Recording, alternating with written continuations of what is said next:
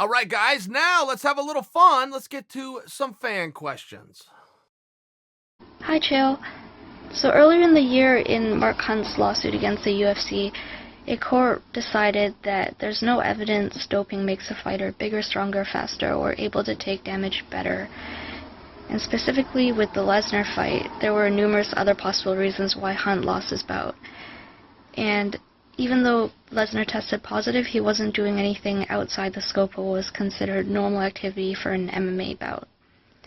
So my question is this. Do you think that the possibility of fighting an opponent who might be using PEDs is part of the inherent risk that a fighter is assuming when he agrees to a bout? And if you think this is the case now, do you think it should always be the case in the future? Thank you. So you taught me something there, young lady. I did not know that ruling had come down on Mark Hunt. So let's back up with what I did know. And this is off of memory, but okay, so Hunt goes in there, and I remember he had a fight with Bigfoot Silva, comes to mind. Of course, the Brock Lesnar one, but there was a third. Somebody else that Mark Hunt fought, might have been Verdum, tested positive. And so Hunt had like this trifecta, and that's what he was saying. He goes, man, everybody I'm fighting, and by the way, that I'm not getting over on, are all taking this dirt, they're all cheating. I'm not cheating. This isn't fair. Well, yeah, he's right, 100%. Which is what the rules agree with that. Every commission has agreed. And that's even why USADA was brought in.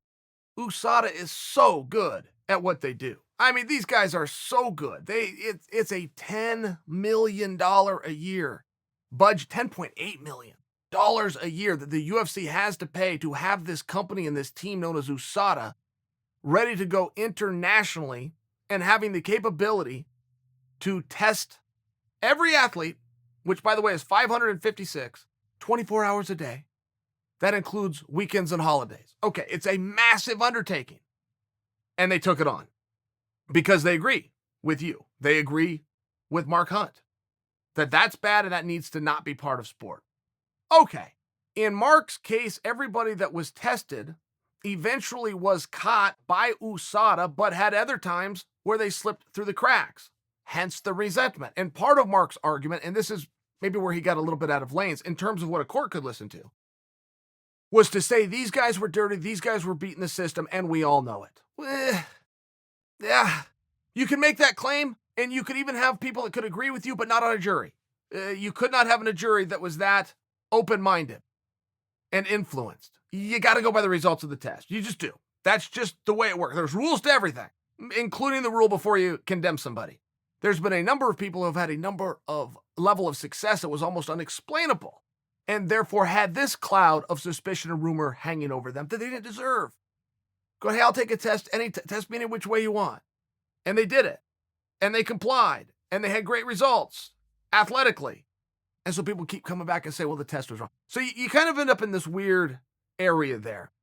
The one resistance that I would have towards Mark Hunt's claims, though Mark was right, though Mark has earned the right to his opinion, and though Mark got burned once, twice, 3 times, it was who you blame. Who do you blame for that? If Bigfoot fought Mark Hunt and Bigfoot was being sneaky and deceptive, you could blame Bigfoot. If Brock Lesnar, same thing, you could blame Brock Lesnar. Hunt was blaming the wrong people, as I saw it. I would not see who you could possibly blame other than the person who did it. I thought anything else was a little bit of a leap. So while some of the things you told me were ruled on in that suit may surprise me, that does surprise me, some of it. Bigger, stronger, faster, and that's not a real thing. I would not see it that way. The end result of who do you blame, I don't think falls to anybody other than the athletes. Hey Joe, big fan, but I'm also a big fan of axe murderer. My question was, where does your hatred for Wanderlei stem from? And if you seen him walking down the street, would you shake his hand, or would you guys instantly fade on sight like you guys did on The Ultimate Fighter? So my hatred for Wanderlei, hatred is such a terrible word, by the way. You know, when I was growing up, I can remember my mom telling me, don't say you hate anybody or anything. It's too strong of a word. So when you say my hatred for Wanderlei Silva, I almost, let me stop you there. This old principle. I'm hearing my mother in one ear. But the wheels fell off the bus for Wanderlei and I right from the beginning. Okay, when I came into the sport and started to make my rise, he was already there. He was a guy that I used to have to sit down with friends at home, push the buy button and watch because I didn't even have a contract with any major organization, and he's main eventing in front of sold-out arenas out of Japan. And he was a guy that was in a much higher spot than me. Now, I had a major chip on my shoulder at one point in my life. I knew I could beat all those guys, and I knew that spot would be mine if I was ever given the opportunity to prove it. So when I came in, boom, I went right after him. Now, when I went after Wanderlei Silva, nobody else had ever gone after Wanderlei Silva, ever, and he didn't really know how to react to it. He was treated in a certain way and held in a certain regard, and it was of respect. And anybody that would call him out as disrespectful, anybody who's disrespectful is therefore this terrible person, and that's where I fell. That was his mindset on it. I saw it a little bit differently, going, hey, Wanderlei, you're in a place I want to be. I am jealous. There's a compliment in there for you. Now, the other side of it is, I'm jealous because I'm quite confident that should be my spot. And we do have a way to figure that out, which comes down to the fight. But I still looked at it in a little bit more rational terms. He was pissed. Wanderlei was just flat mad. So finally we had our match and all these different things. I have not seen him since. If I did see him, to answer your question, no, I would not go over and say hi. But at the same time, no, I would not go up and want to fight him on the street. I would rather he just stay in his lane and I just stay in mine. Chael, big fans of yours here. First question, Kamaru Usman versus Colby Covington. You've talked a lot about the fact that they're top wrestlers with immense cardio, but who do you think would win in that fight? All right, well, that's an interesting one, isn't it? I will look at it from this regard. I did not know Kamaru Usman is as good as Kamaru Usman is. When he went into his last fight for the world championship with Tyron Woodley, Kamaru was 15-1, just coming off a win over the former champion. He was definitely proven as the top contender. But when you went through it on paper, in every single box, he comes in 2 and Woodley comes in 1. If you were to go look at their wrestling career, he had a great one, not as good as Woodley's. If you were to look at what he had done in fighting, boy, he had done a lot. He didn't do didn't do as much as Woodley. When you look at raising up to championship fights and looking with those big moments and dealing with some of those outside pressures, he did a very good job, but he hasn't done it as many times as Woodley.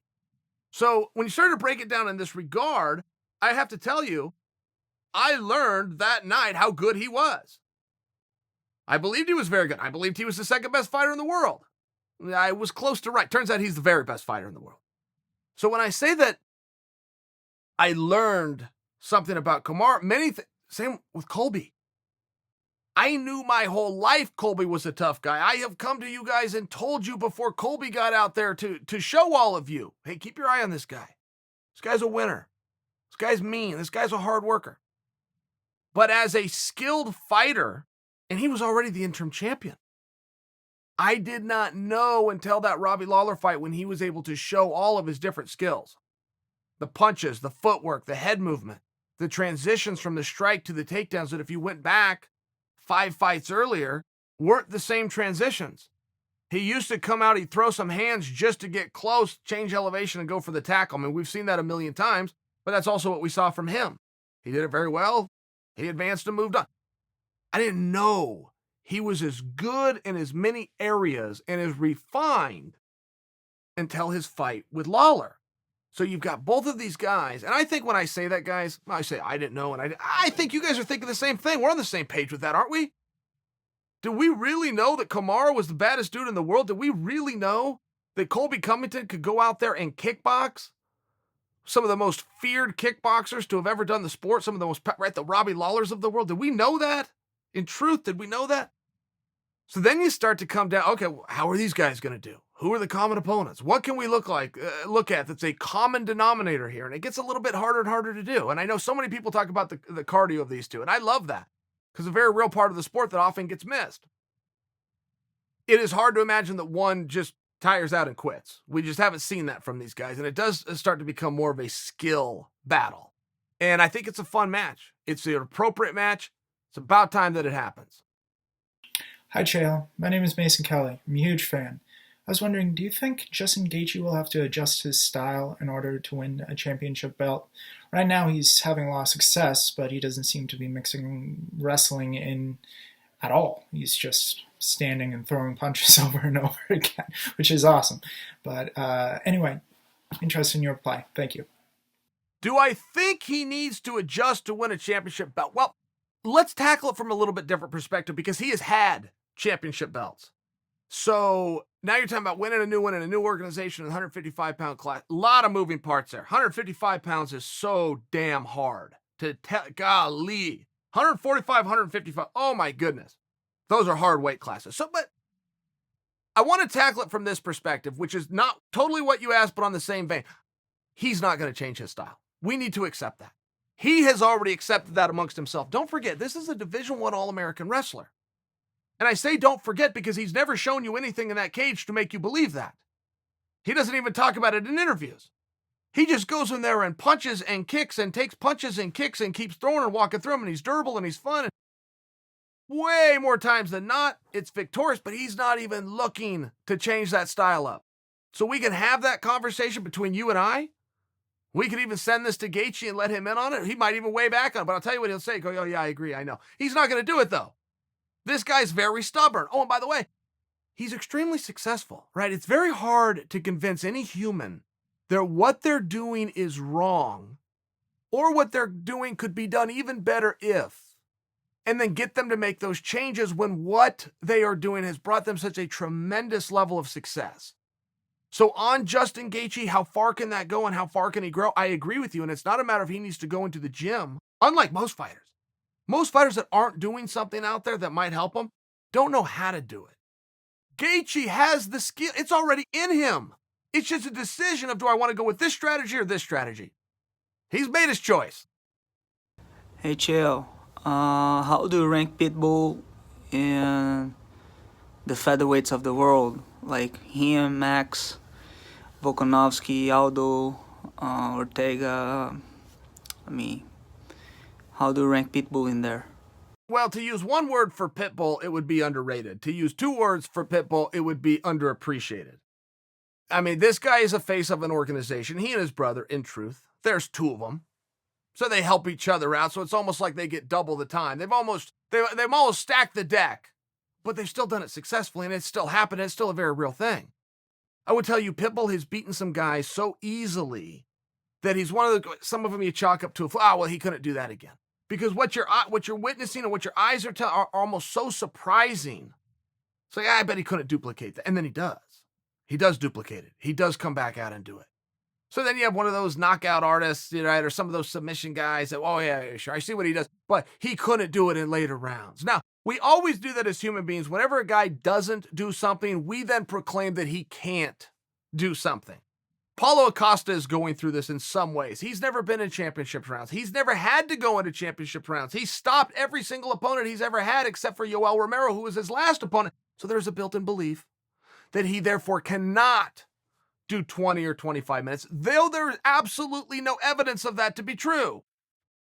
All we see is a guy that goes out there, operates, uses his energy within the time constraints that he's agreed upon. We have no idea if he has the strategy and the ability to extend, but we decide that the answer is he cannot. Well, Pitbull's been around so long, all of those arguments have come up. Somewhere along the way, he's beat them all. Well, you know, his kryptonite's going to be a great grappler. Taking on great grapplers, beat him. Well, you know, his kryptonite's going to be a great striker. Taking on great strikers and beat him. Well, he could do it at this weight class, but he couldn't change to this weight class. He wouldn't make it anywhere. Wouldn't win a world championship. Well, he fights really good in the first 2 rounds, but in that last round, I'm sure he would give up. Now, fought all 5 rounds. Had no problem. His opponents were more tired than he was. He passes the test everywhere. He passes it absolutely everywhere. So when you want to work him into the mix with the Volkanovskis or the Max Holloways of the world, and you want to have some kind of a dream fight for the featherweight division, man, you found your guy. Hey, Chael, love the show, but I've got to ask the question that's on every UFC fan's mind. What is the UFC going to do with Jon Jones? I mean, the only 4 fights that anyone really wants to see from Jon Jones at this point is Brock Lesnar, Stipe Miocic, DC, of course, and Israel Adesanya. It's pretty obvious that Brock's not coming back. Stipe and Daniel have got a date together, according to reports. And Israel Adesanya, number one, is light compared to John Jones. And on top of that, Israel Adesanya needs to fight Paulo Costa. I'm not a huge fan of fighters winning a title and moving up in weight to get another title without having a title defense on the title they already had in their own weight class. Conor McGregor did it, but hey, he's Conor McGregor.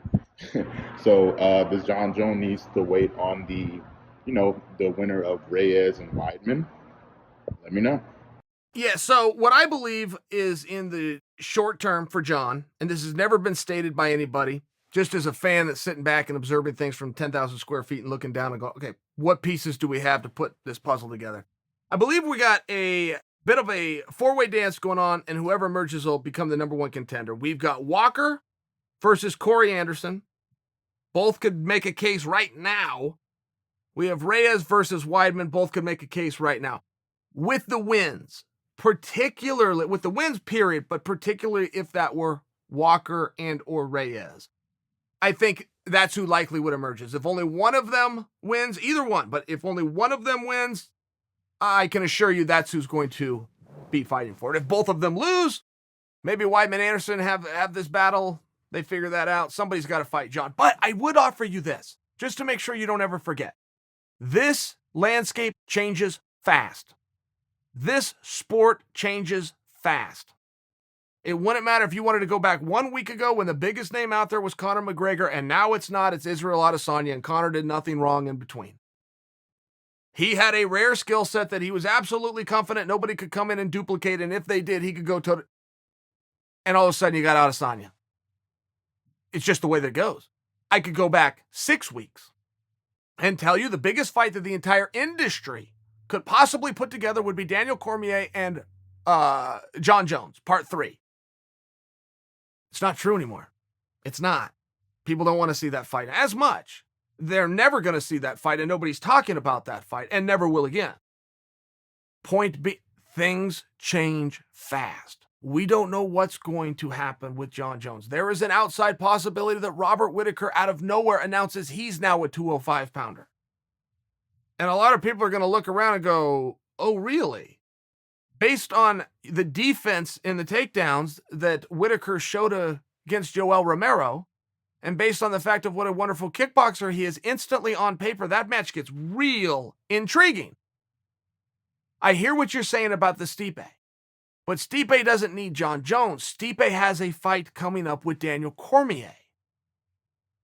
Nobody appears to need John Jones right now, and John Jones has put himself in a position where he doesn't quite understand that concept. He does not understand how important it is when he came out of the ring last time against Santos to have something lined up, have something ready to go, have something to drop on the table. For so long it had been done for him. That time is gone, at least for the short term. A year from now, there could be 4 or 5 big picks, and you're just dying to hear who Dana's going to announce that one is. Right now, not a lot going on at 205, and you have a champion who's sitting there who isn't helping to steer that. Uncle Chael, there's no bad guy like Uncle Chael.